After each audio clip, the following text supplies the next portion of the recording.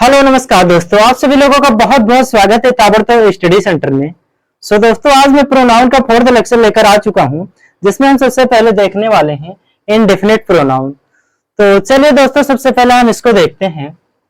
क्या indefinite pronoun? Indefinite pronoun को हिंदी में हम कहते हैं अनिश्चयवाचक सर्वनाम। क्या? अनिश्चित वाचक सर्वनाम। इसका मुख्य कार्य क्या है मेरे प्यारे दोस्त? इससे किसी निश्चित व्यक्ति या वस्तु का बोध नहीं होता है। मतलब इनडेफिनिट प्रोनाउन से किसी निश्चित व्यक्ति या वस्तु का बोध नहीं होता है। इसके वर्डों से ही पता चल रहा है कि इनडेफिनिट मतलब जो अनंत हो या जो अनिश्चित हो। तो इसका एग्जाम्पल क्या है? जैसे सम आर वन ग्रेट। क्या? Some are one great. कुछ लोग जन्म से ही महान होते हैं। क्या? कुछ लोग जन्म से ही महान होते हैं। तो इसके डेफिनेशन क्या थी? इससे किसी निश्चित व्यक्ति या वस्तु का बोध नहीं होता है। तो ठीक इसी प्रकार एग्जाम्पल में भी है, कुछ लोग जन्म से ही महान होते हैं। मतलब इसमें किसी को निश्चित तरह से नहीं बताया गया है या किसी को निश्चित रूप से नहीं बताया गया है। इसमें कई लोग आ जाते हैं, जैसे कुछ लोग जन्म से ही महान होते हैं, इसमें बहुत सारे लोग आ जाएंगे। और दूसरा एग्जाम्पल हम देखते हैं। जैसे क्या है?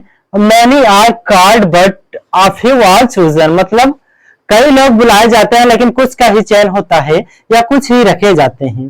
जैसे दूसरा एग्जाम्पल, कई लोग बुलाए जाते हैं लेकिन कुछ का ही चयन होता है या कुछ ही रखे जाते हैं।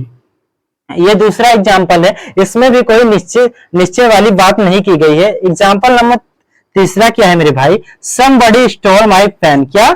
somebody stole my pen यानी कि somebody stole my pen यानी कि किसी ने मेरा पेन चुरा लिया। किसी ने मेरा पेन चुरा लिया, या कोई निश्चित नहीं है। मतलब किसी ने, कोई भी चुरा सकता है भाई, एक पेन है उसे कोई भी चुरा सकता है। तो यहाँ पे कोई निश्चय वाली बात नहीं की गई है।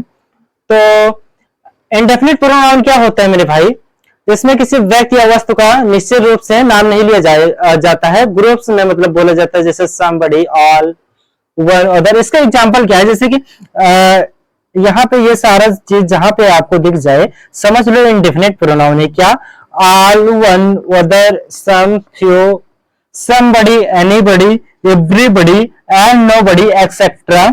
ये सारे वर्ड अगर आपको कहीं दिख जाए सेंटेंस में तो समझ जाइए कि ये इनडेफिनिट प्रोनाउन की बात की जा रही है। तो आई होप इतना आपको समझ आया होगा। हम चलते हैं नेक्स्ट कॉन्सेप्ट में। दोस्तों, अगला कॉन्सेप्ट हमारा क्या है? अगला कॉन्सेप्ट है हमारा नंबर 7 पे, रेफ्लेक्सिव प्रोनाउन। क्या? रेफ्लेक्सिव प्रोनाउन। इसकी डेफिनेशन क्या है मेरे भाई? जो सर्वनाम खुद स्वयं या अपने आप के लिए प्रयोग किए जाते हैं उसे रेफ्लेक्सिव प्रोनाउन कहते हैं। क्या? जो शब्द या जो सर्वनाम खुद के लिए यूज किए जाते हैं उसे रेफ्लेक्सिव प्रोनाउन कहते हैं। जैसा इसके एग्जांपल ले लेते हैं मेरे भाई। एग्जांपल क्या है? ही हर्ट हिमसेल्फ। क्या? ही हर्ट हिमसेल्फ। उसने अपने आप को चोट पहुंचाई। क्या? उसने अपने आप को चोट पहुंचाई। मतलब यहाँ पे कार्य खुद के लिए किया जा रहा है। क्या? यहाँ पे कार्य जो है खुद के लिए किया जा रहा है। दूसरा example, she rode the bicycle herself. She rode the bicycle herself. क्या? She rode the bicycle herself मतलब उसने साइकिल स्वयं चलाई। क्या? उसने साइकिल स्वयं चलाई। ये दूसरा एग्जांपल हो गया मेरे भाई। तीसरा एग्जांपल और ले लेते हैं। I did the sum myself. क्या? I did the sum myself. मैंने क्वेश्चन स्वयं सॉल्व किया। मैंने क्वेश्चन स्वयं हल किया। और चौथा एग्जांपल है, दे हिड देमसेल्फ मतलब उसने अपने आप को छिपाया। क्या? उसने अपने आप को छिपा लिया। ये हो गया रेफ्लेक्सिव प्रोनाउन। क्या मेरे भाई? रेफ्लेक्सिव प्रोनाउन मतलब कि जो अपने आप या स्वयं के लिए या खुद के लिए कार्य किया जाए उसे हम रेफ्लेक्सिव प्रोनाउन कहते हैं। अगर आपको ये सारे वर्ड कहीं पे दिख जाए तो समझ लीजिएगा कि ये रेफ्लेक्सिव प्रोनाउन के वर्ड है। अब इसके कुछ इंपॉर्टेंट नोट्स से चलिए मैं उसे बता देता हूं।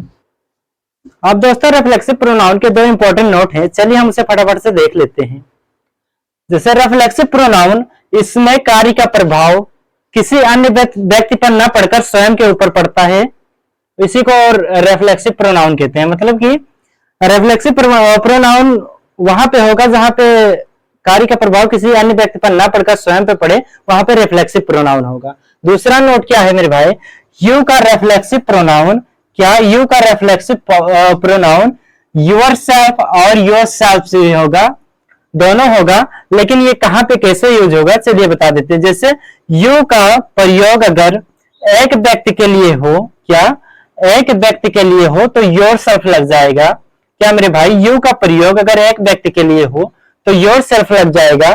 अगर यू का प्रयोग एक से अधिक व्यक्ति के लिए हो, क्या एक से ज्यादा व्यक्ति के लिए हो, एक से ज्यादा व्यक्ति के लिए हो तो योर सेल्फ लग जाएगा। बस यही था दोस्तों रिफ्लेक्सिव प्रोनाउन में। सो आई होप ये वीडियो आपको अच्छी लगी होगी, और अच्छी लगी होगी तो प्लीज सब्सक्राइब लाइक कर देना। मिलते हैं किसी नेक्स्ट वीडियो में, तब तक के लिए जय हिंद जय भारत।